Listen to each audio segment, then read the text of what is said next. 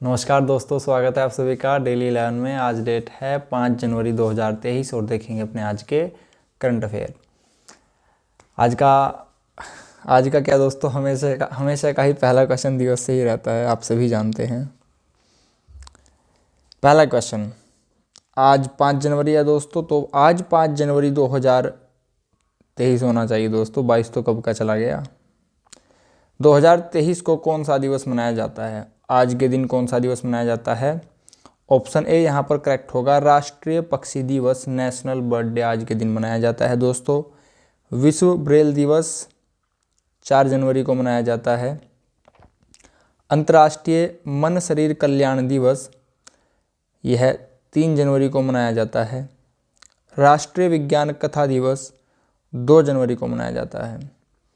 दोस्तों, अपने नए साल की शुरुआत कुछ ऐसी होनी चाहिए, कुछ नई नई अच्छी चीज़ें अपने रूटीन में लाइएगा। यहाँ पर देखिए, आज का दिवस हमने याद कर लिया 5 जनवरी। इससे पहले जो 3 इम्पोर्टेंट दिवस थे, ब्रेल दिवस 4 जनवरी, अंतर्राष्ट्रीय मन शरीर कल्याण दिवस 3 जनवरी, राष्ट्रीय विज्ञान कथा दिवस 2 जनवरी, इनको भी याद करते चलिएगा। जनवरी के डे हम डेली बेसिस पर लेंगे, आपको जनवरी के पूरे मंथ के जो डे हैं वो सारे रटा दिए जाएंगे। नेक्स्ट क्वेश्चन दोस्तों, वर्ष 2021-22 में उत्तराखंड में द्वितीयक क्षेत्र के उप क्षेत्रों में सर्वाधिक योगदान किसका रहा? इससे पहले आपने याद किया है प्रथम क्षेत्र था, प्राथमिक क्षेत्र था, उसमें प्रथम स्थान किसका रहा है दोस्तों? कृषि का। आज बात कर रहे हैं द्वितीयक क्षेत्र में सर्वाधिक योगदान किस क्षेत्र का रहा है? ऑप्शन ए निर्माण, बी विनिर्माण, सी विद्युत गैस व जलापूर्ति, ऑप्शन डी अन्य उपयोगी वस्तुएं। ठीक है, यहाँ पर हमारा करेक्ट आंसर ऑप्शन बी रहेगा दोस्तों। द्वितीयक क्षेत्र में, सेकेंडरी सेक्टर में सर्वाधिक योगदान विनिर्माण क्षेत्र का रहा है। अब यह क्वेश्चन उत्तराखंड से है, तो उत्तराखंड की लोकेशन देख लीजिए। उत्तराखंड का मैप आप यहाँ पर देख पा रहे हैं। उत्तराखंड में 13 जिले हैं दोस्तों। सबसे बड़ा जिला यहाँ पर चमोली, सबसे छोटा जिला यहाँ पर चंपावत। चमोली का क्षेत्रफल 80-30 है दोस्तों। चंपावत का क्षेत्रफल 1766 है। आगे बात करते हैं, यहाँ पर सबसे बड़ा जो अंतर्राष्ट्रीय सीमा है वह है यहाँ पर पिथौरागढ़ की दोस्तों। जानबूझकर नाम नहीं लिखे गए हैं यहाँ पर, जिससे आपकी जो ज्योग्राफी का सेक्शन है वो अच्छी तरह से रेडी हो जाए। पिथौरागढ़ की सीमा सर्वाधिक अंतर्राष्ट्रीय लंबी सीमा है। यहाँ पर नेपाल और यहाँ पर उत्तर में यहाँ पर दोस्तों चाइना तिब्बत है। पिथौरागढ़ की स्थापना 1960 में की गई थी, 24 फरवरी में। पिथौरागढ़ का क्षेत्रफल 70-90 है। अब बात करते हैं, यहाँ पर पौड़ी गढ़वाल है दोस्तों। इसकी सीमा यहाँ पर 7 जनपदों से लगती है। सर्वाधिक जनपद से इसकी सीमा स्पर्श होती है। यहाँ पर नैनीताल, यहाँ पर अल्मोड़ा, चमोली, रुद्रप्रयाग, टिहरी, देहरादून, यहाँ पर हरिद्वार, इन 7 जनपदों की सीमा पौड़ी गढ़वाल से लगती है। यहाँ पर उत्तरकाशी है दोस्तों। यहाँ पर बच जाता है बागेश्वर, यहाँ पर चंपावत, यहाँ पर उधम सिंह नगर। अन्य बात करें दोस्तों, यहाँ पर ये 3 जिले हैं, उत्तरकाशी, चमोली, पिथौरागढ़, इनकी सीमा चाइना से स्पर्श हो रही है। यहाँ पर 3 जिले हैं, पिथौरागढ़, चंपावत, उधम सिंह नगर की सीमा यहाँ पर नेपाल से स्पर्श हो रही है, यहाँ पर चीन से। यहाँ पर 2 जिले हैं, देहरादून और उत्तरकाशी की सीमा यहाँ पर हिमाचल प्रदेश से स्पर्श हो रही है। अब यहाँ पर 5 जिले हैं दोस्तों, देहरादून, हरिद्वार, पौड़ी, उधम सिंह नगर, नैनीताल की सीमा यहाँ पर उत्तर प्रदेश से स्पर्श हो रही है। 4 यहाँ पर आंतरिक जिले हैं दोस्तों, टिहरी, रुद्रप्रयाग, बागेश्वर, अल्मोड़ा, आंतरिक जिले जिनकी सीमा किसी बाहरी राज्य या देश से स्पर्श नहीं होती है। कुछ तथ्य देख लीजिए दोस्तों, यहाँ पर इंपॉर्टेंट तथ्य हैं।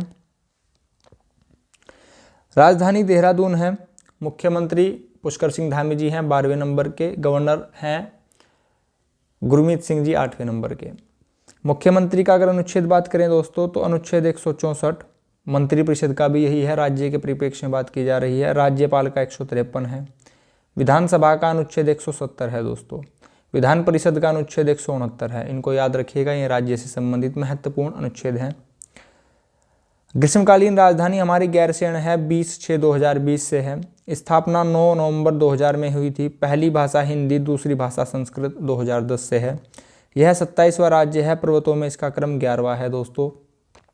उत्तराखंड का नाम उत्तरांचल से उत्तराखंड 1/1/2007 में हुआ था। यहाँ पर 13 जिले हैं। क्षेत्रफल में यहाँ पर 53,483, 1.69% भारत का है। लंबाई 358 है, चौड़ाई 320 है उत्तराखंड की।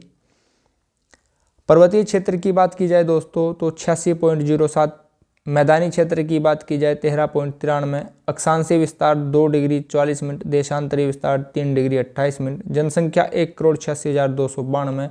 लोकसभा की सीटें यहाँ पर 5 है दोस्तों, हरिद्वार, पौड़ी, टिहरी, नैनीताल, अल्मोड़ा, अल्मोड़ा से 80 सीट है। राज्यसभा से यहाँ 3 सीटें हैं। नंदा देवी की सबसे ऊंचा पर्वत शिखर है, 78-17 मीटर इसकी ऊंचाई है, 25,643 फीट है, चमोली में स्थित है और यह पश्चिमी है। अगर नंदा देवी पूर्वी की ऊंचाई पूछ ली जाए तो याद रखिएगा 74-34। यह भी चमोली में ही स्थित है दोस्तों। ठीक है दोस्तों, आगे बढ़ेंगे। अगर दोस्तों यहाँ पर बात की जाए न्यायालय, हमारा न्यायालय नैनीताल में स्थित है। उसकी स्थापना सर सेंटोनी मैकडोनाल्ड ने करवाई थी। उसका अनुच्छेद दोस्तों 214 है। अगर यहाँ पर आप 2 और 1 को परिवर्तित कर देते हैं, 1 और 2 लिख देते हैं और 124, तो यह सुप्रीम कोर्ट हो जाएगा दोस्तों। आगे बढ़ेंगे, बहुत सारे तथ्य हो गए यहाँ से। वैश्विक पर्यावरण प्रदर्शन सूचकांक 2022 में 121 कुल देशों में भारत का स्थान कौन सा रहा है? ऑप्शन ए 177वां, ऑप्शन बी 178वां, ऑप्शन सी 180वां, ऑप्शन डी 175वां। दोस्तों स्थिति काफ़ी दयनीय है। भारत का स्थान वैश्विक पर्यावरण प्रदर्शन सूचकांक में अंतिम रहा है, 180वां। याद रखिएगा। आगे बढ़ते हैं। क्वेश्चन नंबर 4 आपके सामने। बुकर पुरस्कार जीतने वाली पहली भारतीय लेखिका, यहाँ पर प्रथम लिखा है, क्वेश्चन इंपॉर्टेंट हो जाएगा। Asmita Apte, Anita Desai, Divya Chauhan, Gitanjali Shree. Correct answer option D रहेगा, गीतांजलि श्री। पटवारी लेखपाल की अगर आप परीक्षा में बैठने वाले हैं तो इस टाइप के प्रश्न आपके लिए बहुत महत्वपूर्ण होंगे, जहाँ पर लिखा होगा प्रथम महिला, इस टाइप से, और करंट से रिलेटेड होगा तो वह क्वेश्चन तो दोस्तों गोल्डन क्वेश्चन हो जाता है। क्वेश्चन नंबर 5 हमारा, किस क्रिकेट टीम ने आईसीसी वुमेन्स वर्ल्ड कप 2022 का खिताब जीता है? Option A Australia, B England, C Bharat, D न्यूजीलैंड। करेक्ट आंसर यहाँ पर रहेगा दोस्तों ऑप्शन ए, ऑस्ट्रेलिया ने ही आईसीसी वुमेन वर्ल्ड कप 2022 का खिताब जीता है। अब यहाँ पर एक शब्दावली है दोस्तों आईसीसी, इसके बारे में हम अवश्य जानेंगे। संगठन के बारे में जानना जरूरी है दोस्तों। रोज़ हम 1 से 2 संगठन लेते हैं। आपका डेली बेसिस पर सभी डायमेंशनल से क्वेश्चन आपको इकट्ठा करके दे दिए जाते हैं। आईसीसी, इंटरनेशनल क्रिकेट काउंसिल, अंतर्राष्ट्रीय क्रिकेट परिषद। इसका मुख्यालय दुबई, संयुक्त अरब अमीरात, यूएई। स्थापना इसकी 5 जून 1909 में हुई थी दोस्तों। आप 15 जून था, 15 जून ना भी याद रखिए, कोई बात नहीं, सन याद रखिएगा 1909 को अगर आप पॉलिटिकल क्वेश्चन में ले जाएं तो क्या बन सकता है? मार्ले मिंटो सुधार। यहाँ पर मार्ले और मिंटो यहाँ पर वायसराय थे और मार्ले यहाँ पर सचिव थे। ऐसे ही 1919 का था दोस्तों मॉन्टेग्यू चेम्सफोर्ड। मॉन्टेग्यू यहाँ पर सचिव थे और चेम्सफोर्ड यहाँ पर वायसराय थे। याद रखिएगा 1919 द्वैध शासन से संबंधित भी है। अब बात करते हैं आईसीसी का सिद्धांत क्या है, प्रिंसिपल क्या है। क्षमा कीजिएगा। इसका सिद्धांत है दोस्तों अच्छाई के लिए क्रिकेट। सदस्य राष्ट्र यहाँ पर 106 हैं। अध्यक्ष वर्तमान में ग्रेग बार्कले हैं, इंपॉर्टेंट रहेगा। अध्यक्ष याद रखिएगा, स्थापना याद रखिएगा और मुख्यालय याद रखिएगा। 3 पॉइंट याद रखिएगा दोस्तों। नेक्स्ट क्वेश्चन आपके सामने, फसल विविधीकरण सूचकांक में का उपयोग करने वाला देश का पहला आ गया दोस्तों, क्वेश्चन इंपॉर्टेंट हो जाएगा। पहला राज्य कौन सा है? Option A Andhra Pradesh, B Telangana, C Tamil Nadu, D Punjab. Correct answer option B रहेगा दोस्तों, तेलंगाना ही फसल विविधीकरण सूचकांक का उपयोग करने वाला देश का पहला राज्य है। तेलंगाना के बारे में जान लीजिए। तेलंगाना आप यहाँ पर देख पा रहे हैं। यहाँ पर दोस्तों तेलंगाना की राजधानी हैदराबाद है। हैदराबाद पहले आंध्र प्रदेश की राजधानी थी दोस्तों। आंध्र प्रदेश से तेलंगाना का गठन निकाल कर किया गया 2 जून 2014 को। वर्तमान में हैदराबाद की राजधानी अमरावती है। तेलंगाना के मुख्यमंत्री के चंद्रशेखर राव हैं। तेलंगाना से संबंधित कुछ तथ्य देख लीजिए। राजधानी हैदराबाद, लोकसभा से 17 सीटें हैं, राज्यसभा से 7 सीटें हैं। तेलंगाना में दोस्तों राष्ट्रीय पार्क यहाँ पर Kasu Brahmananda Reddy national park, Amrabad tiger reserve, Kawal वन्यजीव अभ्यारण्य, श्रीसेलम टाइगर रिजर्व, बोनालू महोत्सव, समक्का सरक्का जात्रा महोत्सव, कानुमा त्योहार, ये सभी चीज़ें तेलंगाना से कुछ बिंदु हैं, इनको याद रखिएगा। नेक्स्ट दोस्तों, जून 2022 में स्टॉकहोम प्लस 50 का आयोजन कहाँ किया गया है? क्वेश्चन हार्ड भी है और इजी भी है। Option A Canada, option B Italy, option C Sweden, option D दक्षिण अफ्रीका। दोस्तों अगर आपको पता होगा स्टॉकहोम किसकी राजधानी है? स्वीडन की। ऑप्शन सी यहाँ पर करेक्ट हो जाता है। अब जानते हैं दोस्तों स्वीडन के बारे में, देख लीजिए।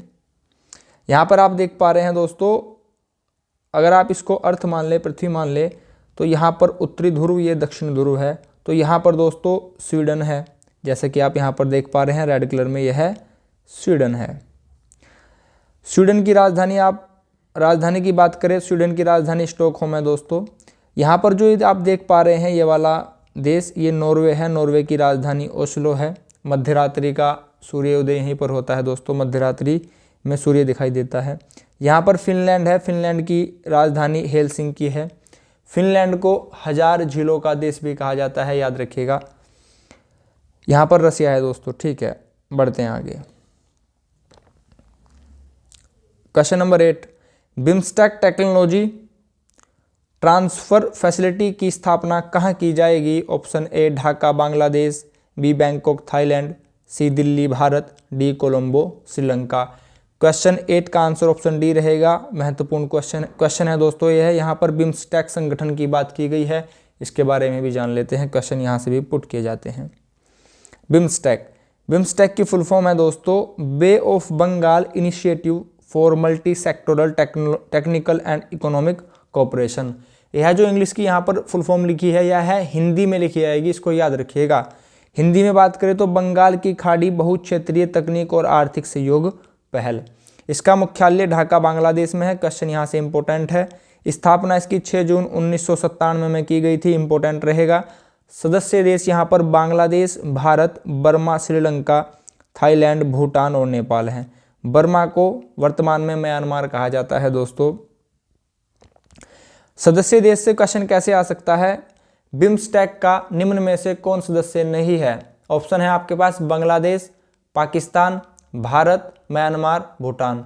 तो बांग्लादेश पाकिस्तान इसका सदस्य नहीं है। आपको यहाँ पर सभी सदस्यों को याद रखना होगा। ज़्यादा नहीं है दोस्तों, मात्र 7 सदस्य देश हैं, तो याद रखना कुछ कठिन बात नहीं होगी, याद कर लीजिएगा। वर्तमान में इसके महासचिव जनरल सेक्रेटरी कौन है? तेंजिन लेकफेल, और यह भूटान से संबंधित हैं। भूटान की राजधानी थिम्पू, मुद्रा नगुलट्रम, याद रखिएगा। अंतर्राष्ट्रीय योग दिवस 21 जून 2022 की थीम क्या?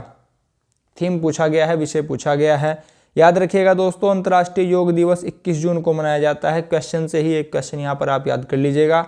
आपसे पूछा गया है थीम क्या थी, इसकी थीम क्या थी, इसका विषय क्या था? मानवता के लिए योग, ऑप्शन ए। ऑप्शन बी शांति के लिए योग, ऑप्शन सी युवाओं को जोड़ो, ऑप्शन डी स्वास्थ्य के लिए योग।